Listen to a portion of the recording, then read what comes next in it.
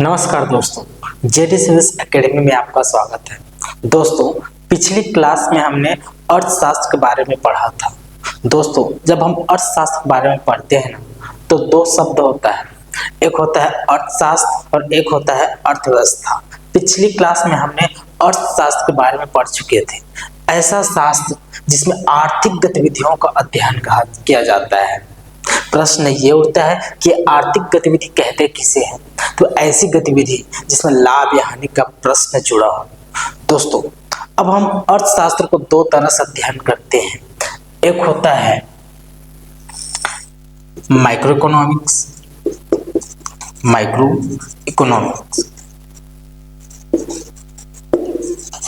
और एक होता है मैक्रो इकोनॉमिक्स।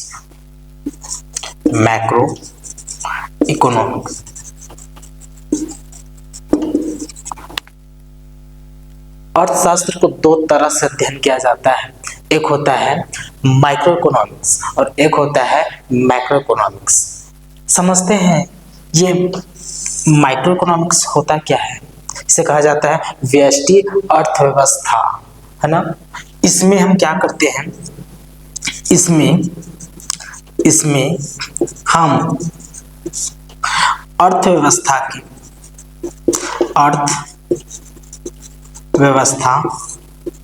के किसी एक घटक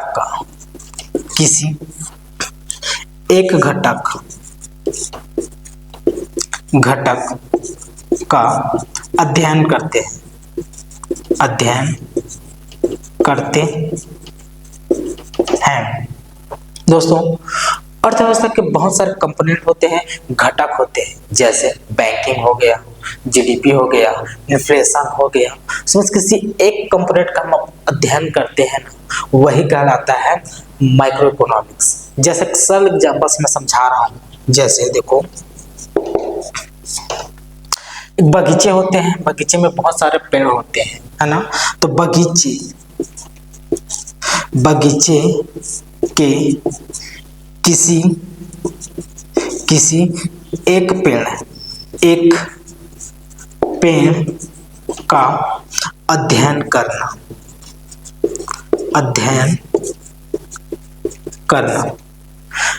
बगीचे में बहुत सारे पेड़ होते हैं, उस बगीचे के किसी एक पेड़ का अध्ययन करना ही क्या है, माइक्रो इकोनॉमिक्स है। क्लियर। अब हम समझते हैं कि मैक्रो इकोनॉमिक्स होता क्या है। मैक्रो इकोनॉमिक्स मतलब समष्टि अर्थव्यवस्था। इसका मतलब होता है, देखो, इसमें हम अर्थव्यवस्था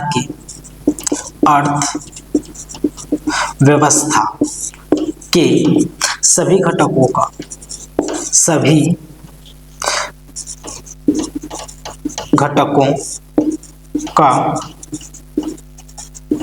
अध्ययन करते हैं।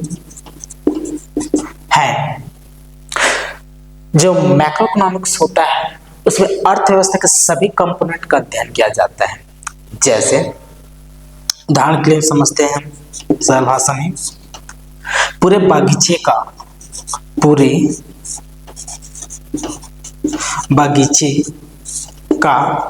अध्ययन करना।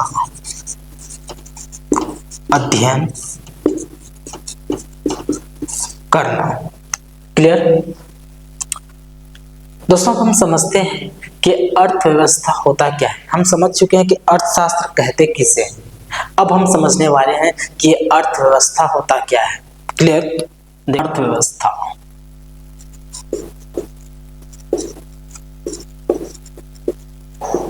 अर्थव्यवस्था इकोनॉमी,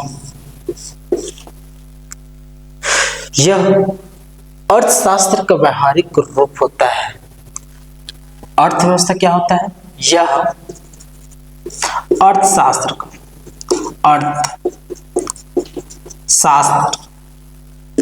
का व्यवहारिक रूप होता है।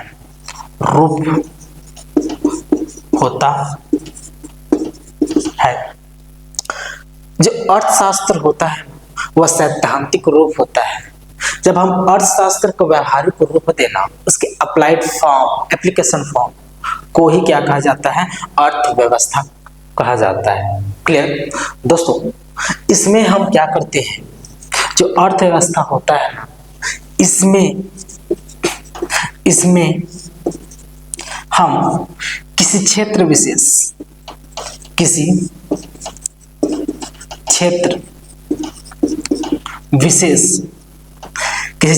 मतलब कोई देश हो सकता है, देश या राज्य हो सकता है, राज्य के अर्थव्यवस्था का अध्ययन करते हैं,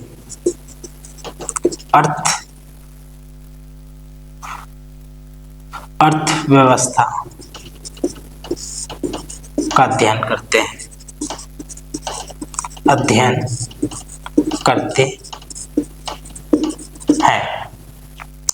अर्थव्यवस्था में किसी क्षेत्र विशेष, जैसे देश के अर्थशास्त्र, किसी देश के अर्थशास्त्र को व्यवहारिक रूप में जब हम अध्ययन करेंगे, वो उस देश की क्या हो जाएगी, अर्थव्यवस्था हो जाएगी। क्लियर, जैसे भारत एक देश है, भारत के अर्थशास्त्र, इसका सैद्धांतिक रूप का जब हम उसको व्यवहारिक रूप देंगे, इसके व्यवहारिक रूप को जब हम अध्ययन करेंगे तो कहलाएगा भारत की अर्थव्यवस्था। तो क्या हो जाएगा, भारत की अर्थव्यवस्था,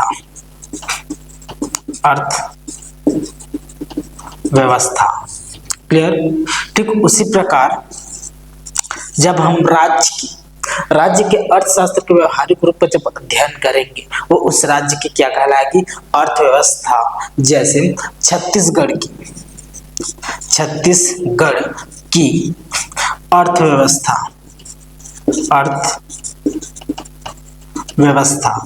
छत्तीसगढ़ की अर्थव्यवस्था। क्लियर। अब हम अर्थव्यवस्था को वर्गीकृत करते हैं, classification of earth economy. Clear. देखो कैसे अर्थव्यवस्था को वर्गीकृत किया गया है, अलग अलग आधार पर अर्थव्यवस्था को वर्गीकृत किया जाता है। देखो कैसे वर्गीकृत कर सकते हैं। पहला वर्गीकृत कर सकते हैं हम राज्य या सरकार की नियंत्रण के आधार पर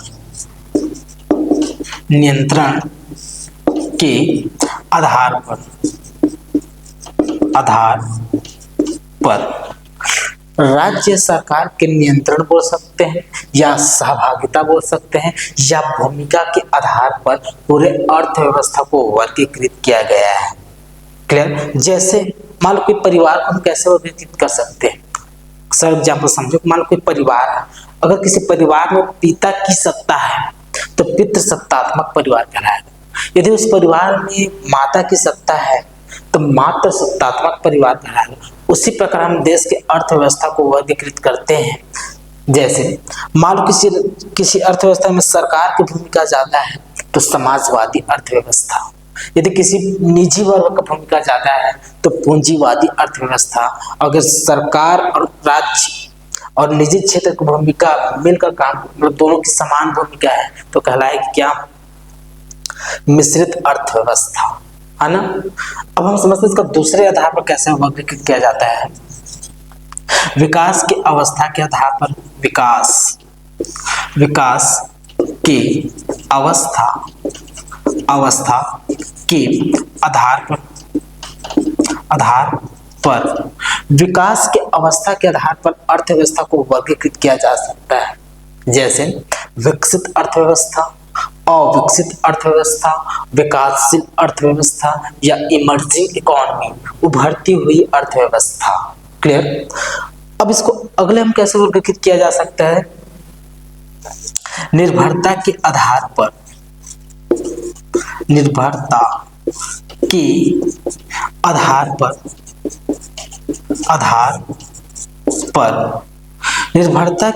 पर अर्थव्यवस्था को वर्गीकृत किया जाता है। जैसे आत्मनिर्भर अर्थव्यवस्था, परस्पर निर्भर अर्थव्यवस्था, या निर्भर अर्थव्यवस्था, है ना। अब इसको हम अगले तरीके से भी क्लासिफाई कर सकते हैं। विश्व संबंध के आधार पर, विश्व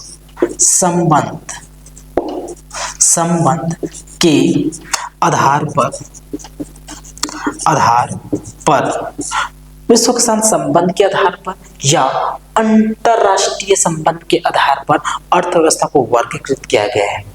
जैसे ओपन इकोनॉमी खुली अर्थव्यवस्था या क्लोज्ड इकोनॉमी बंद अर्थव्यवस्था। दोस्तों नेक्स्ट क्लास में हम एक एक टॉपिक को क्लासिफाइड करके पढ़ेंगे और उसका क्वेश्चन भी सॉल्व करेंगे कि कैसे क्वेश्चन पूछा जाता है यूपीएससी। दोस्तों अगर वीडियो अच्छा लगा हो तो चैनल को लाइक करें, सब्सक्राइब करें। Thank you.